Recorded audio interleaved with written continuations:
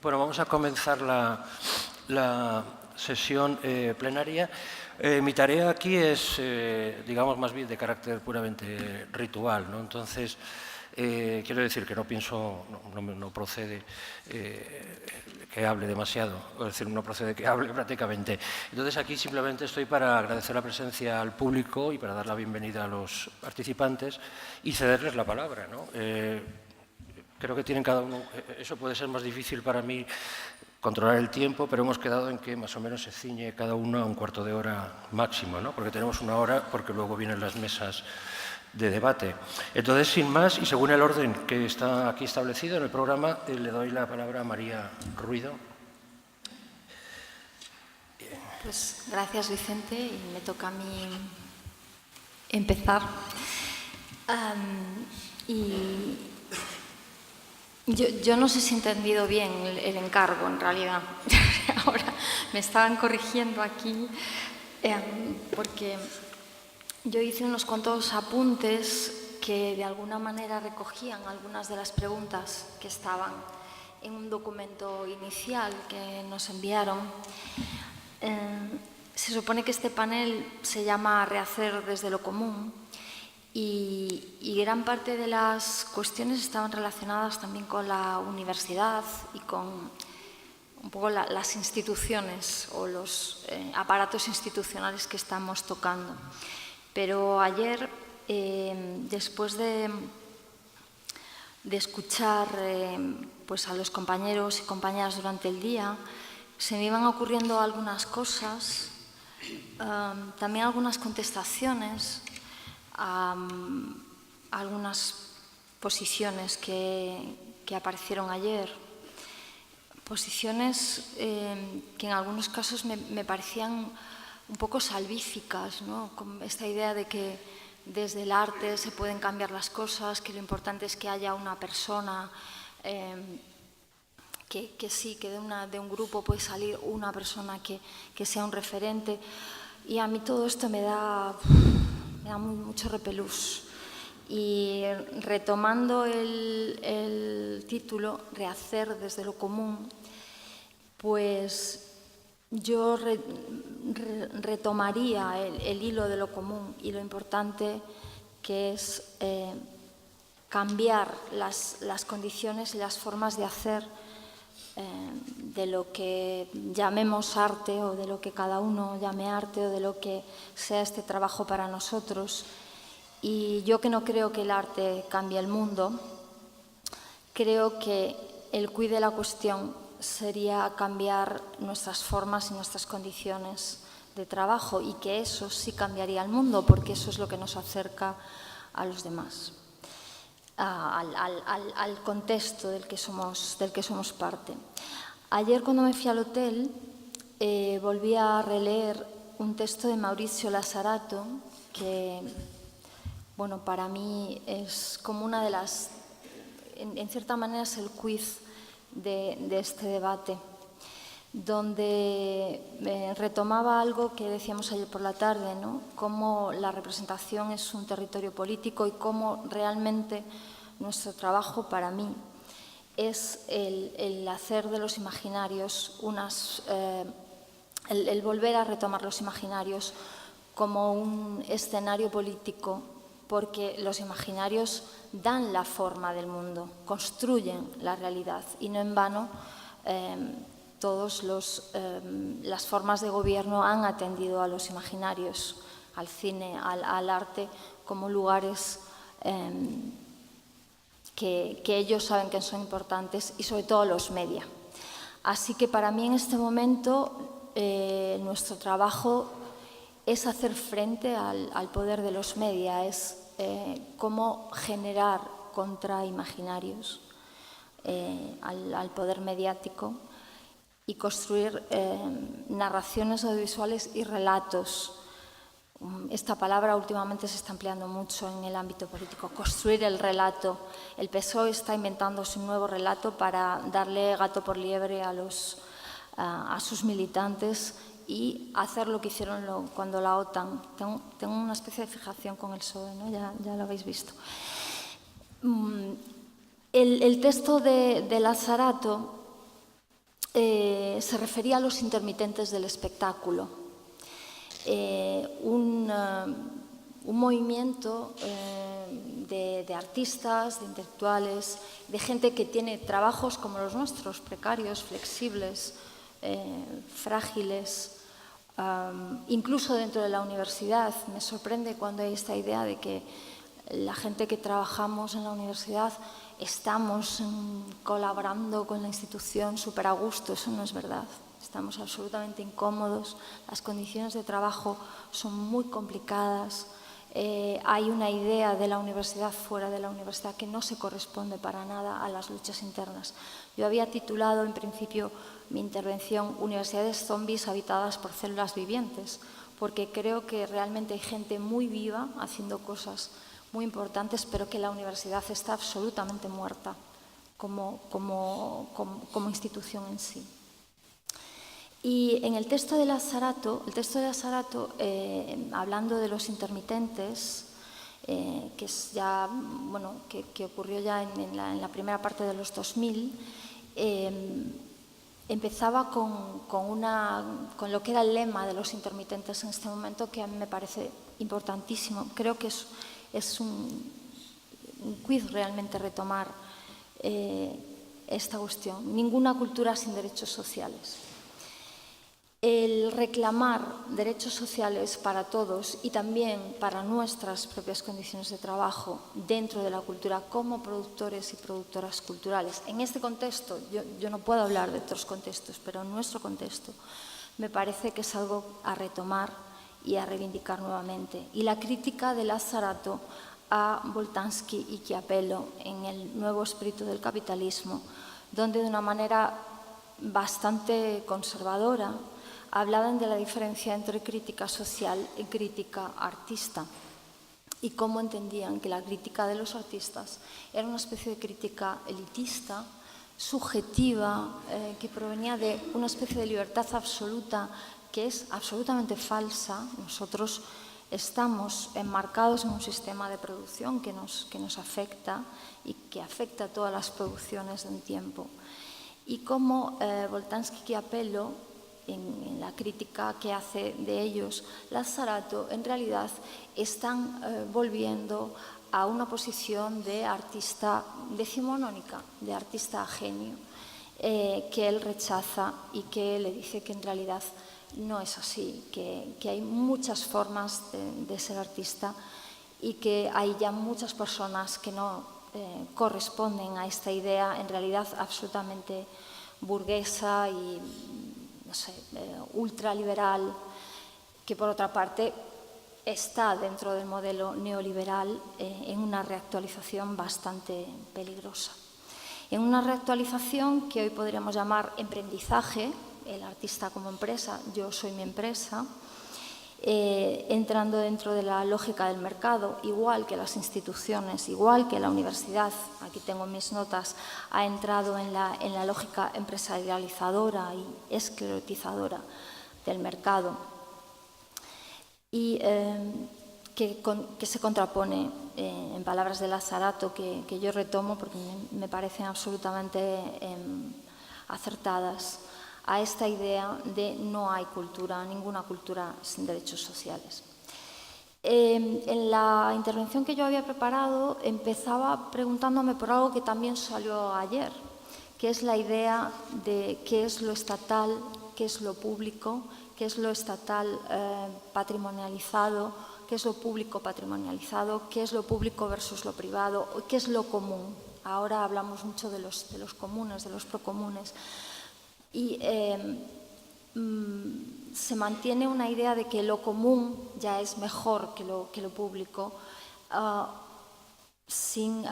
y a veces superponiendo lo público con lo común, que no es exactamente lo mismo. Y también salí ayer en el debate de esta mesa, porque hay tantas mesas a la vez que obviamente no tenemos el don de la ubicuidad, la idea de que también hay un público, hay algo que puede ser autogestionado y común desde lo privado, ¿no? Como comentábamos ayer en la mesa. En fin, y ya para terminar, con mi intervención, solo para poner algunas cuestiones sobre la mesa. Una de los términos en los que se nos cuestionaba o se nos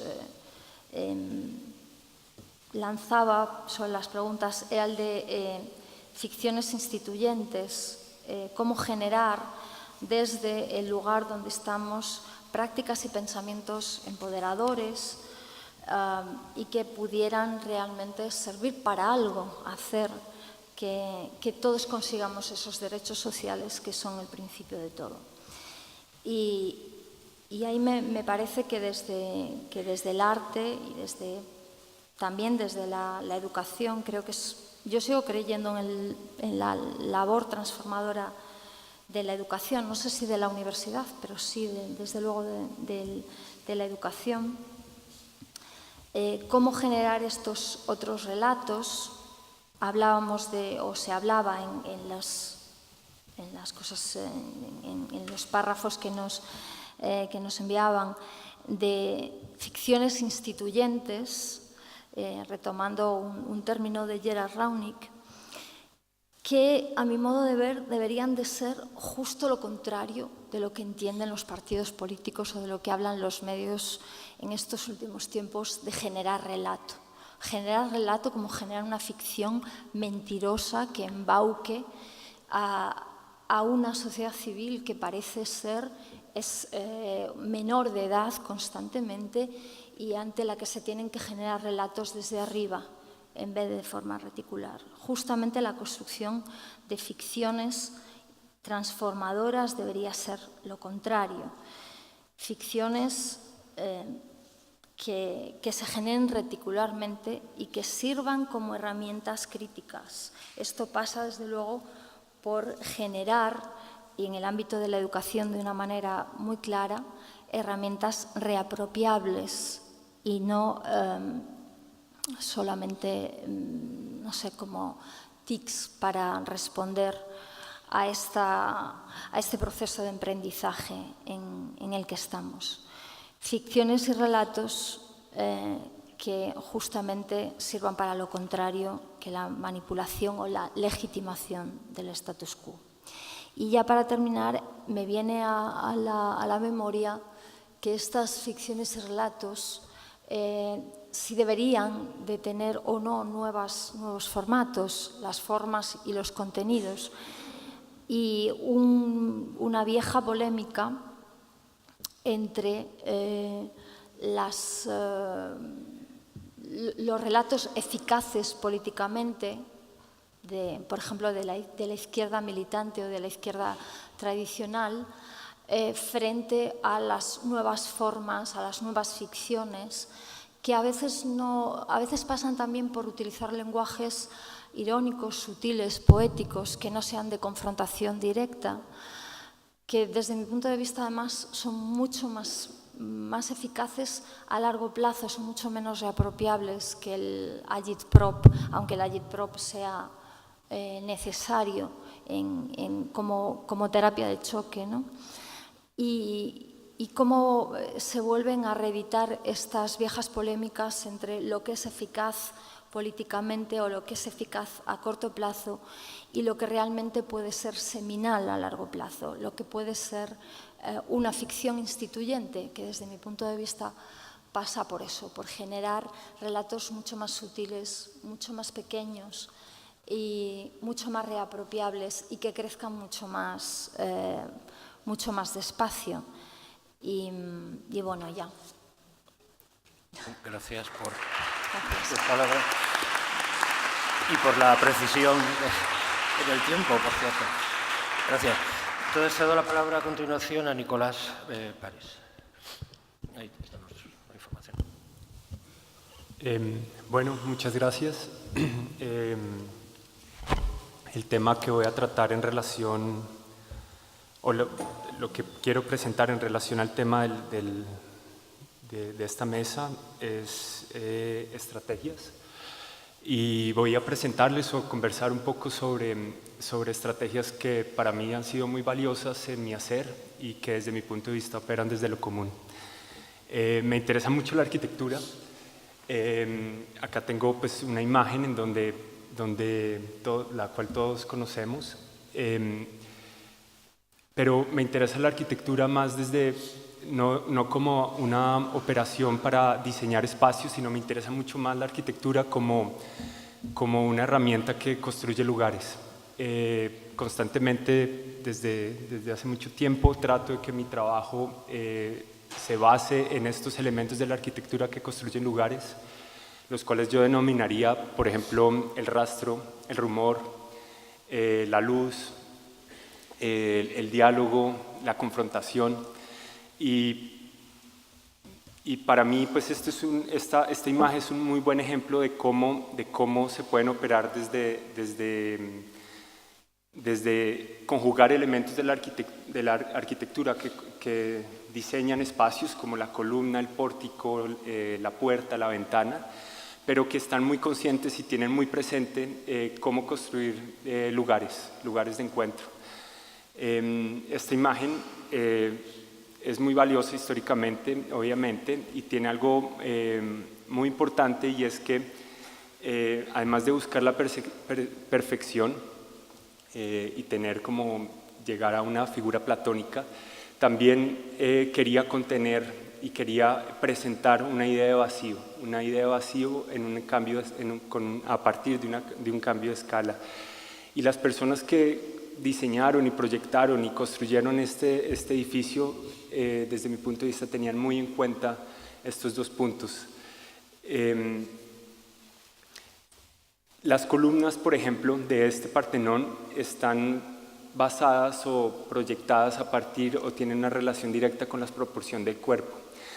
Y tal vez en una formación de arquitecto, pues como que nos entrenan o nos entrenamos a poder entender este objeto y sus funciones tal vez técnicas. Pero acá, estudiando un poco estas arquitecturas, encontré una situación como que me sedujo totalmente y que me acercó como a esta idea de lugar. Yo entiendo lugar como aquel espacio en donde el tiempo ha transcurrido, donde somos capaces de construir nuevamente lugares de intercambio y lugares de aprendizaje. La siguiente.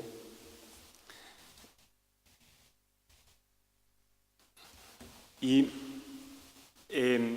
esto es un poco a lo que quería llegar. Si se fijan, el espacio entre las columnas es la representación de una ánfora, es la representación de un contenedor que se usa en la vida doméstica y que ahí le cambian de escala y crean un nuevo fenómeno, y ese edificio explota y empieza a contener un lugar, a contener un momento de encuentro y sobre todo ofrecer posibilidades para depositar las cosas que nos pueden interesar.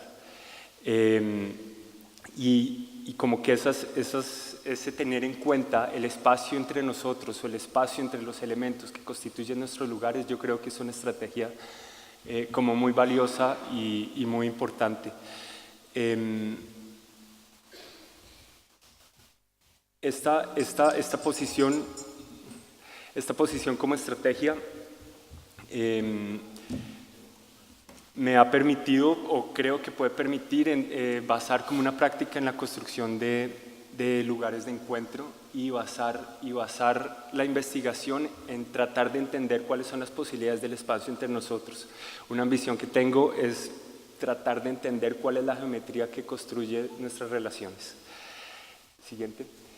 La siguiente anécdota que les quiero pues como contar, esto es como una historia que me contó un amigo hace unos años, muy bonita, y es un poco la historia del primer sindicato que existió en la humanidad. Este primer sindicato surgió por la unión de un grupo de artesanos que se denominaron a sí mismos los Compagnons de Devois.